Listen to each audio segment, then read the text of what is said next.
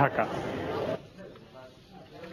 ফি বছর বাজেট ঘোষণার সময় এর আকার কত হলো কিংবা অর্থের সংস্থান কিভাবে হবে এসব ছাপিয়ে প্রায় সবার নজরে থাকে কোন পণ্যের দাম বাড়ছে আর কোনটি কমছে। এক নজরে দাম বাড়া কমার তালিকা জানাচ্ছেন নুরি আলম। সরকারি হিসাব বলছে গত এক বছরে প্রায় সব ধরনের নিত্যপণ্যের দামই বেড়েছে 1% থেকে শুরু করে প্রায় 200% পর্যন্ত।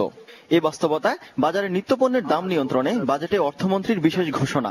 সেগুলোতে শুল্ক হার কমিয়েছি। চাল, ডাল, আটা, চিনি, পেঁয়াজ, রসুন, ছোলা, বুট, আদা, হলুদ, মরিচ, গম, ভুট্টা, ময়দা, লবণ সহ মোট 17টি পণ্যের উৎসে কর কমছে 2% করে।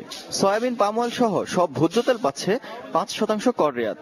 দেশীয় ওষুধ শিল্পের বিকাশ ধরে রাখতে সব ধরনের ওষুধের কাঁচামালের শুল্ক কমছে 5% পর্যন্ত।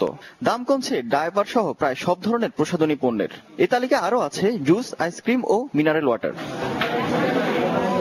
বাজেটের ঘোষণা অনুসারে দাম কমবে দুগ্ধজাত পণ্য, গ্লাস সিরামিক্স পণ্য, ইমিটেশন ও দেশীয় ইঞ্জিনের গাড়ির। দাম কমছে ওয়াসা, বিটিসিএল এবং বাংলাদেশ বিমানের মতো সরকারি সেবাগুলোর।